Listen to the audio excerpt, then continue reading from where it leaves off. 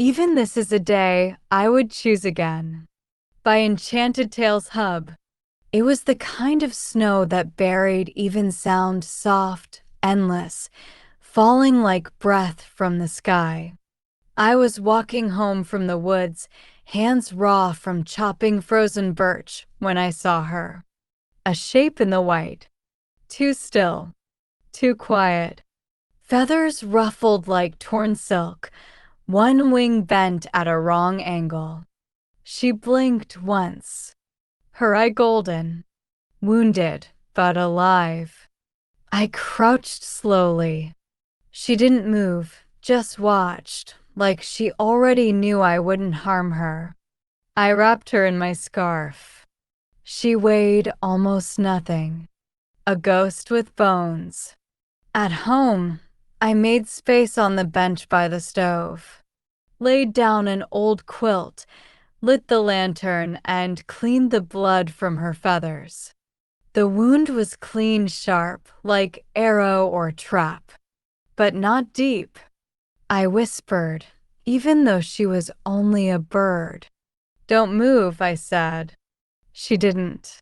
For days, I fed her fish broth and rainwater. She ate only what she needed, watched everything. Once, she turned her head as I stitched a torn feather with thread from my mending box. Not flinching, just waiting. A week passed. Then two. She stretched her wing in the morning light, strong again. I opened the window.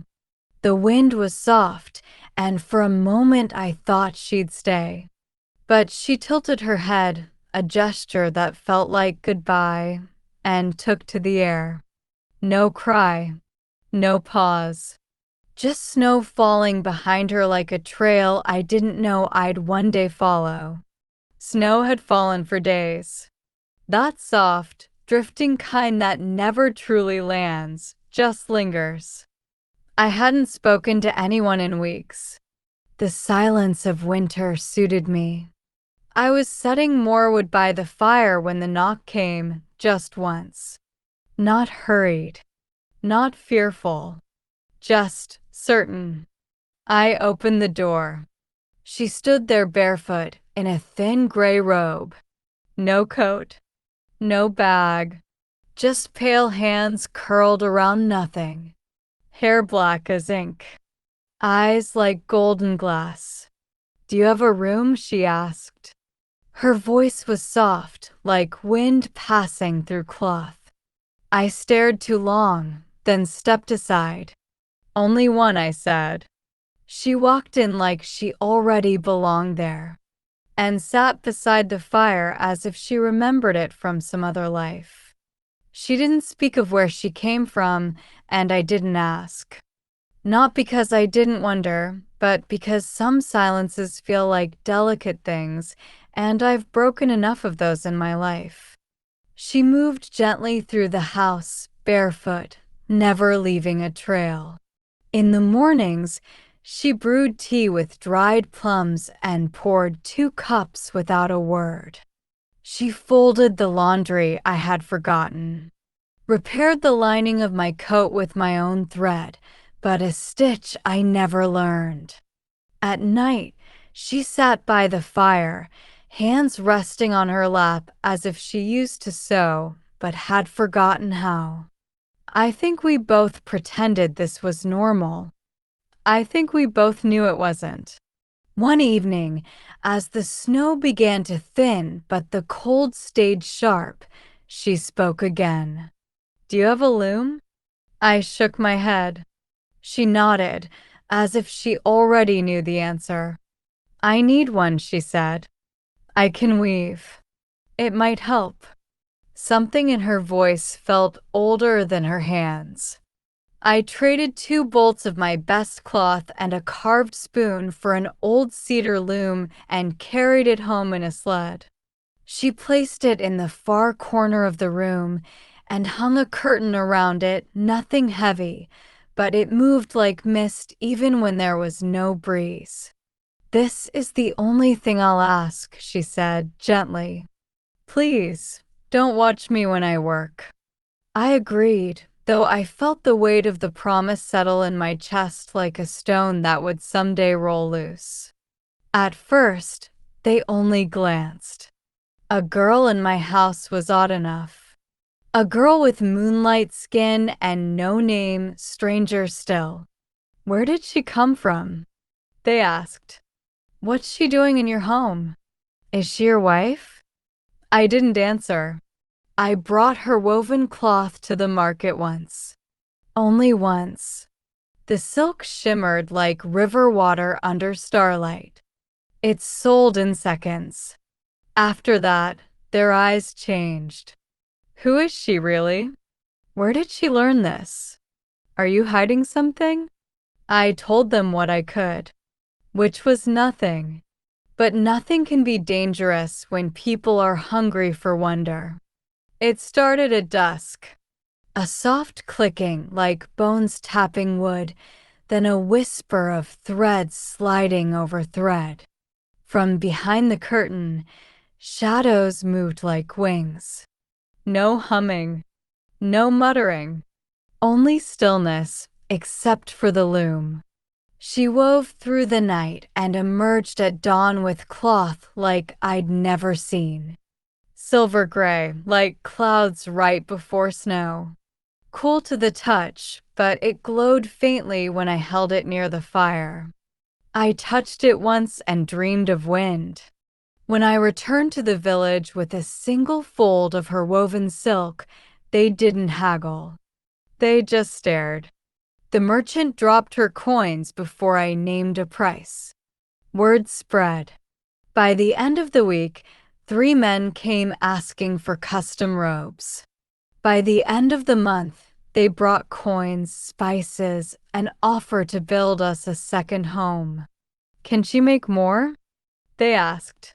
She's not a machine, I said. But still, I asked her. And she nodded, though her hands trembled as she held the shuttle. She never complained. Not when her hands blistered. Not when she forgot to eat. Not even when her hair began to lose its shine, as if each thread she wove was drawn from her own body. I brought her tea. She barely drank. Her voice grew quieter. Her smile faded like the moon between clouds. One morning, I woke to find her collapsed by the loom, wrapped in a sheet of her own weaving, like silk had tried to hold her upright. I carried her to the bed. She opened her eyes. Don't be afraid, she whispered. I'm just tired. The cloth takes more than thread. It began with silence that felt too loud. No birds, no wind, just air waiting for something to break. Then I saw them. At first, just a flicker, eyes between trees. Yellow, unblinking. Then a fox with too many tails curled beneath my porch. Its fur shimmered like Yuki's cloth. It didn't run, just looked at me like it had seen me in 100 other lifetimes. Then came the girl in the well, hair down to her knees, face like a polished mirror. I saw myself in her, but older, frightened. She said nothing, just held up a thread, thin as spider silk, and let it drift away on the wind. They never spoke plainly. Spirits never do. One left feathers on my doorstep, folded into shapes of eyes and open doors. Another stood outside my window and whispered, "Do not look behind the curtain." That was all. Then vanished as if made of fog. I didn't know what it meant, but it felt like a story I'd forgotten. Like a warning meant for someone else, but finding me instead. I told myself it was just concern. She hadn't eaten in days. She hadn't smiled in longer. Her hands shook. Her eyes dulled. And each time she touched the loom, she winced like it was burning her. I just want to help, I said at the curtain, but she didn't answer. Just the clicking of the loom, and a sound like wind trapped in feathers. I didn't mean to. Not really. Just a glance. Just to make sure. Just to see what she wouldn't show. I lifted the corner. And there, she wasn't a girl. Not entirely.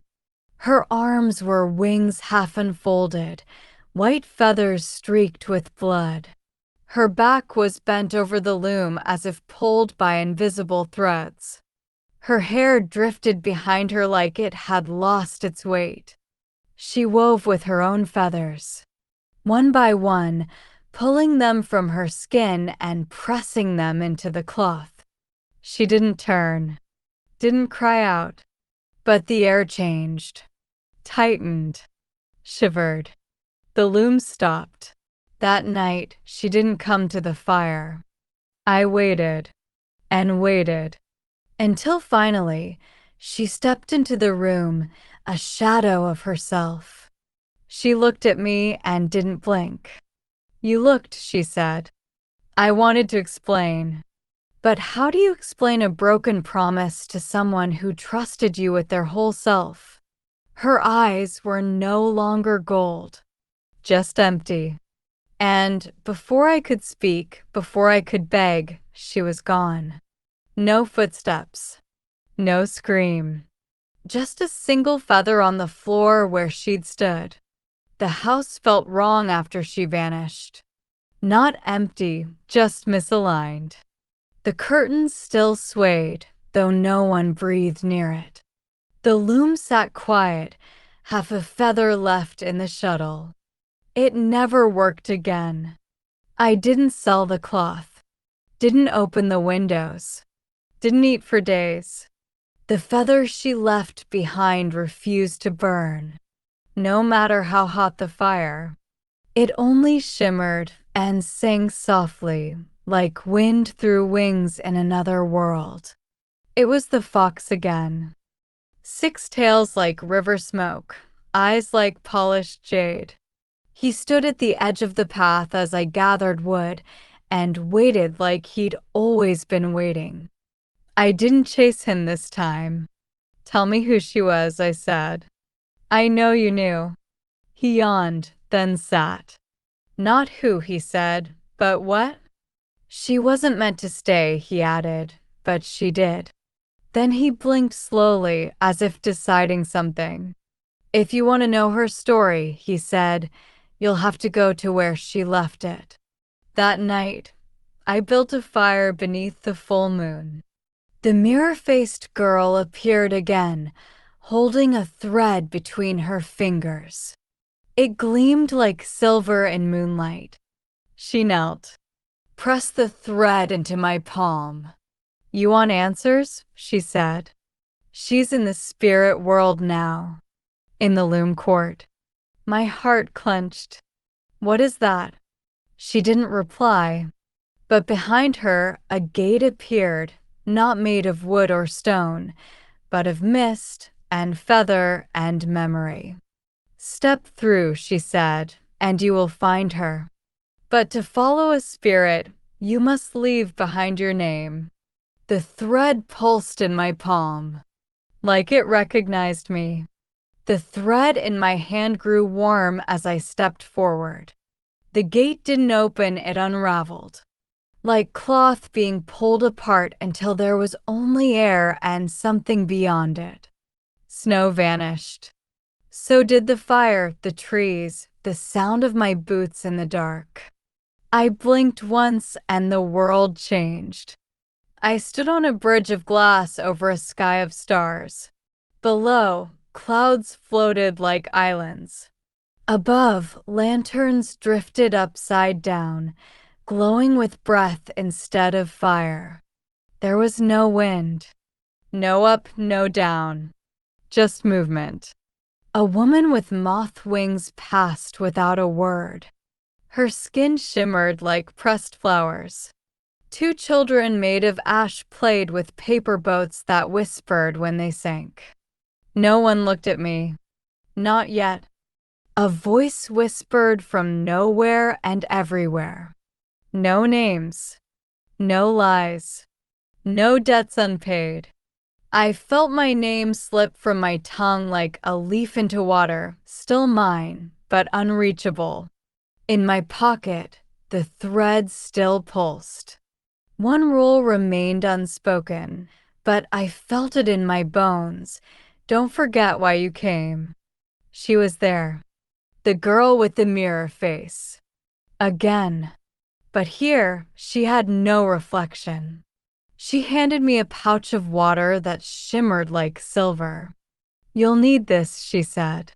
This world forgets you quickly. I asked where to find the loom court. She smiled like someone who used to have sorrow and put it down. It spins fate at the edge of all things, she said. You'll need a guide. And you'll need to offer something you've never spoken aloud. I met them on the Bridge of Wishes.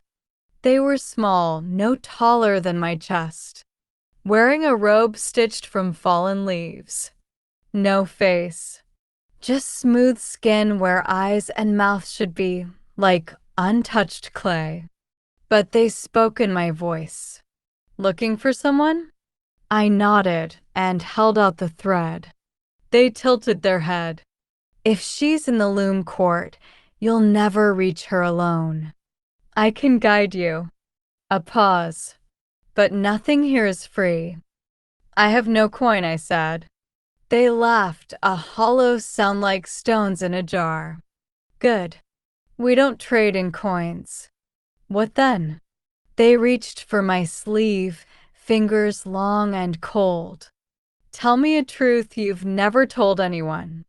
If I like it, I'll walk beside you. I hesitated. The thread pulsed like a heartbeat. Then I said, I was afraid she would leave me even if I never looked. They stood still, then bowed. Truth accepted. And just like that, they began to walk, bare feet making no sound on the shifting glass path. We crested a hill, and there it was, the village, built on cloudstone and woven fog. Houses blinked. Windows breathed. A teapot stirred itself on a walking stove. Spirits bustled through the streets, some glowing like embers, others hollow as reeds. They wore masks of birds, beasts, or blankness. None looked quite human. And far beyond it, rising like a moonlit tower, spun the loom court, its threads visible in the sky, stretching out across the spirit world like constellations. As we stepped into the village, the air changed. Sound bent sideways. A bell rang, but I heard it in my ribs. Spirits paused, just for a moment, and stared. Not cruel, not kind, but aware. He doesn't belong, one whispered. He smells like time, said another. My guide stepped closer to me. Don't answer anyone. Not until we pass the lantern arch. I nodded and kept my head down. The court rose behind the village like a dream remembered sideways, its gates tall as mountains, woven of thread that shimmered with memory. I could see forms moving inside, tall as towers, hands spinning fate on looms that never stopped. The thread in my palm pulled toward it gently but firmly. She was there. I knew it. But the village was not done with us yet. A spirit girl stepped into our path, eyes like empty inkwells, and said, If you seek the loom court, you must offer a story first. The spirit girl waited, bare feet on the floating stones, hands behind her back, eyes too old to be young. So I told her, not everything, but enough. There was a snowstorm once, and I found a crane with a torn wing, blood on her feathers, frost in her breath. She should have died. But I carried her home, wrapped her in my scarf, fed her broth, sat beside her while the snow kept falling. She left, as birds do. And then a girl came to my door. She didn't say much. She stitched my coat, made tea I still remember, and filled the house with something I didn't know I was missing.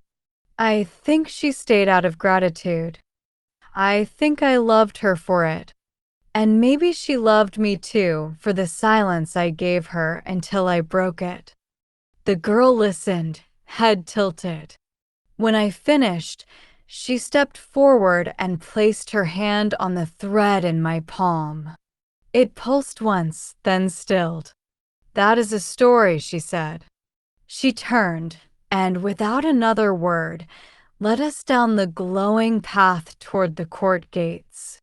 2 spirit guards stood watch, one tall and faceless, the other with needles for fingers. The girl spoke for us. "This human comes not for power, not for coin, but for someone he wronged. She belongs to the loom now, but he brings her thread, and her story, and his truth." The taller spirit bent down, as if sniffing the memory still clinging to me, then stepped aside.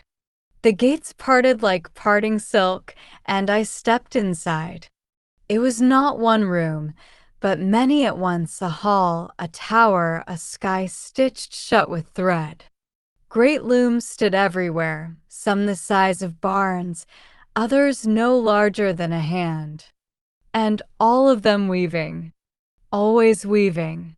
The air shimmered with strands I couldn't touch. They floated like breath, twisting into cloth that shimmered with faces, places, tears, wars, births, goodbyes. This place did not feel dead. It felt unfinished. 2 more spirits approached, thread keepers, draped in robes made of woven dusk. Their mouths were stitched shut, but still they spoke directly into my thoughts.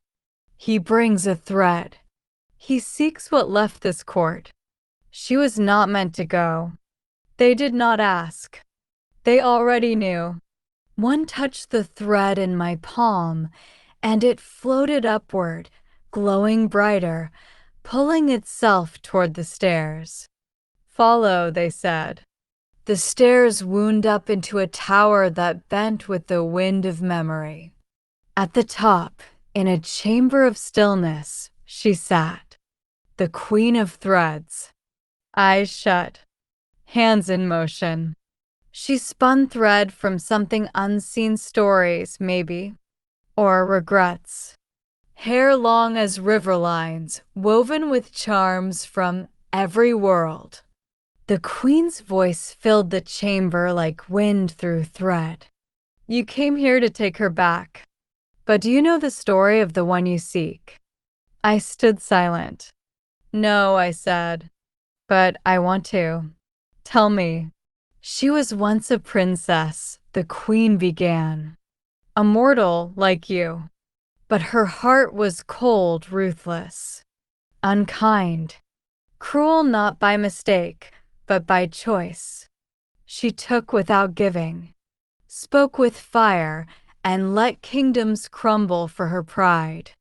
When she died, the spirit world did not welcome her. We do not forget. So she was made to pay.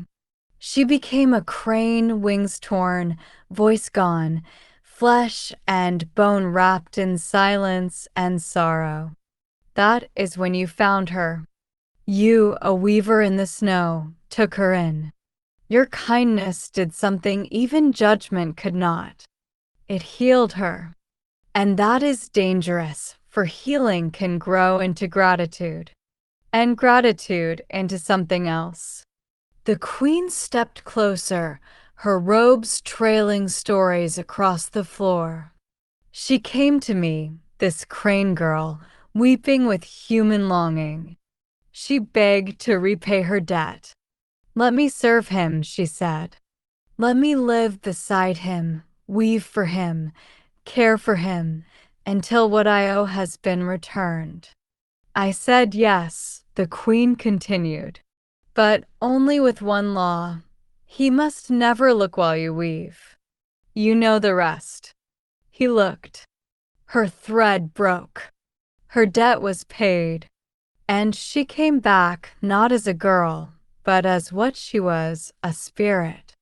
One of mine. The queen looked at me, steady and quiet. "She belongs here now. Not because I keep her, but because she no longer hides from what she is."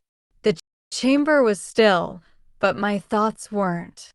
I stared at the floor, at the thread in my hands, the last thing she left me.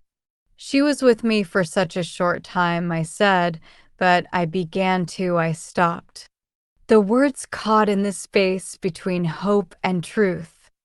I liked her, not just because she stayed, not just for what she did. I liked the way she stirred tea without speaking, the way she sat close enough to feel warm, but never too close to ask for more. I wanted to keep her safe. I wanted to adore her. I looked up, eyes still unsure what they were asking for. "But does she?" I tried again, softer. "Does she still think of me?" The queen didn't answer, not with words. She reached out, fingertips brushing the thread in my hand.